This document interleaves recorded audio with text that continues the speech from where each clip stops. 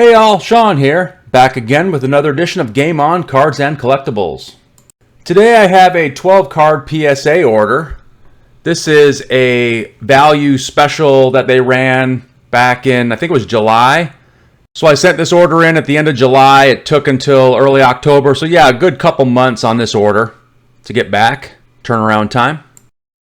This was an 1980s football. I don't know if it was 80s or specific to football, but that's this order. I've got 12 cards of 1980s football cards that I've had come back from PSA, and I'm excited to show you guys what I got.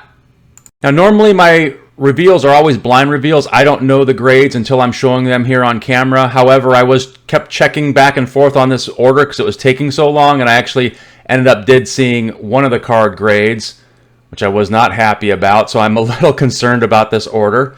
But I have not seen the other 11 cards, and I'm hopeful that they'll turn out a little bit better than the one I did see the grade reveal. I'll also add that all but maybe one of these cards, my intention is to resell and sell hopefully at a profit to help pay for some of the grading order. So that's the intention for this order. This was a value order at $15, the special. So, even if I did get some lower grades, I'm not too concerned about the value overall. As I didn't have a lot into the cards themselves, most of them anyway. And, with the grading fee being very reasonable, should still be able to turn a little bit of a profit. All right, so first up, we're going to go right into one of the better cards of the order. It's a 1981 Joe Montana Topps rookie card. I do know that this card has some issues. It's definitely way off center, probably 80-20 left to right on the front. But it is still a clean, sharp-looking card. And it looks like it comes back a 6. Ooh, PSA 6. X-Mint. I was really hoping for this one to come back as a 7. There is a big price difference between the value of a 6 and a value of a 7. So, not too excited about that one. All right, now let's take a look at the next card. Now this one I really shouldn't have sent in. I just wanted to get an even 12, so I thought this one, I pre-graded it as a 9, possibly 8. I was kind of on the fence with this one. It is pretty clean. It does have some off-centering in the front.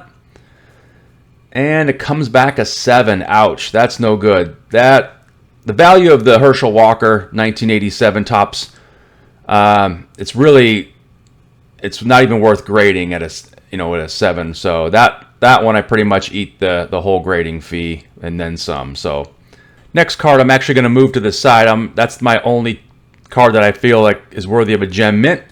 Most of these are going to be mid to high grade cards because of the era these cards are produced in. And this 1983 Joe Montana was the card, in fact, that I did see the grade on. It was a rough one. Did not see this one coming. I'll go ahead and show it to you guys. I thought it was pretty clean overall.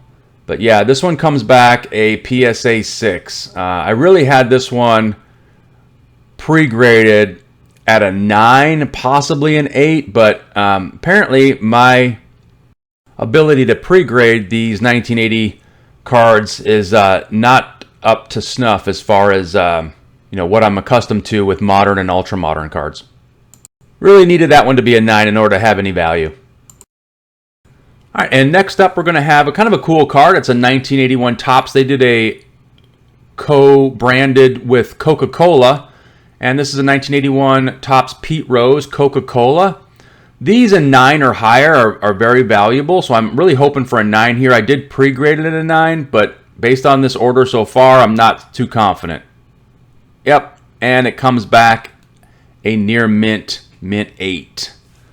So big price difference in the 8 to the 9. The 8s really don't have much value, but mint grades are very difficult to get in that 1981, early 80s years with the off-centering that they had on so many cards. Now next up, we're going to have a 1984 Walter Payton in action, I believe, or instant replay, I believe it's called. Not sure. This one I did pre-grade at a 9. I am no longer confident of that. And it comes back a 7. Yep, that's the way this order's going so far. I really thought this one was well centered. I'm a little surprised on the grade, but you know, the corners, it's hard to say. I mean, the top to bottom, I guess now that I'm looking at it, is a little bit more off. So the attention to detail may be lacking on this card and maybe on this order overall. So that's my bad. I think what I'm going to do, though, is I'm going to throw up some of the differences and values between the grades that I thought they would grade at and the grades that they actually are. So that way you guys can have a better understanding how much a grade or two difference can impact the value of the card. Moving on, we have a 1984 Topps Rickey Henderson. Thought this card looked really sharp. I pre-graded it a 9. Again, not too confident now based on what we've seen so far. Yep. And an 8. So whatever I'm saying is a pre-grade, just know that it should be a grade lower. Again, no real value with an 8 here, so really need to rethink the strategy of sending in these bulk orders for 1980s era cards and really what the worst case scenario is going to be. Next up, we have a kind of a cool card. This is a 1988 Larry Bird Kenner starting lineup. Came with the figurine. I think this was the first year they did the basketball. Thought this one looked really sharp. It does have a left to right off centering, so I did pre-grade it at a 9. But I'm betting you anything it's not. Yep. And it comes back a near mint 8. So again, pretty good size, significant difference in the price or a value of an 8 versus a 9. This card looked really clean, with the exception of the left to right centering, which is about 60-40, maybe a little more 65-35. But we'll move on to the hockey card that I sent in. This is a Wayne Gretzky 1984 Topps All-Star. Pre-graded this one at an 8, so not really confident of even that at this point. This one does have some surface issues. Yep, and it comes back a 7. Hey, at least they're being consistent. The centering is a little bit off on this one. I think it had a little bit of a surface scuff somewhere. I don't remember, but yeah. Been kind of shuffling the order of the reveal based on some of the more valuable cards. So we'll jump into let's do the Scottie Pippen next. This is a 1988 Fleer rookie card of Scottie Pippen. I know this one definitely has some issues, so I'm not confident of a high grade on this one. It has that left to right. You can see it right here on the back. Left to right, probably 70-30, which is definitely going to impact the grade. Yep, it comes back a 7. I was really hoping for an 8. As you can see, I'm about a grade off on almost all these cards, so big haircut on this one from a 7 versus an 8. So not seeing any opportunities here to make up on any kind of profit. Still a couple really nice cards to go. We have a 1986 Steve Young from Topps. This one looked pretty good. I think it had a little bit of off-centering, maybe a little surface issue. And it comes back a 6. I do believe I pre-graded this one at an 8. Or was it a 7? Let me look here. I had this one. Yeah, I had this one at an 8. So that's rough. Centering is pretty decent on this one. I know it has one little scuff up here on the top left edge.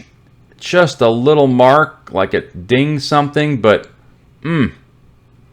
that's a tough pill to swallow. Unless this Jerry Rice comes back like an 8 to salvage this order, it's not going to be much reason to celebrate here. This Jerry Rice is good, but it's not great. It's got left to right centering issues. I think it might even have a little bit top to bottom. It's got edge wear, so I'm really expecting this to be kind of a mid-grade. Yep, and then it comes back a 5. These are cards I'm going to have to think about, you know, with all these players being some of the GOATs. I mean, some of the greatest to ever play in their respective sport. Maybe these are opportunities to hold on to for a while, because right now with the way the market is on these cards, you can see the corner dings, and I knew about this, but I made the decision to send them in anyway, knowing that these would probably be a tough grade, and with You know, with me working off of the slimmest of margins, just need to be aware that every grade level really does matter. This last card is a PC card of mine. It's a 1989 Pro Set Mike Ditka with the Hall of Fame banner on it. This card looks super clean, no issues that I could find. Centering is great. Expected this one to gem. And of course it does not, because that is the curse of this particular order. Yeah, well, it got a 9, still going in the PC. Not much of a real value on this card, just a card I wanted to have sleeved up as it reminds me of my childhood. And just a classic look with that sweater, that bear sweater, and that great hair and mustache. Just a great card overall of that coach. Overall, not my best order, but there will be better days. Once again, my name is Sean, and I love cards. I also love grading cards, so please come back and see me. Please like and subscribe. Talk to you guys again real soon. Take care, everybody.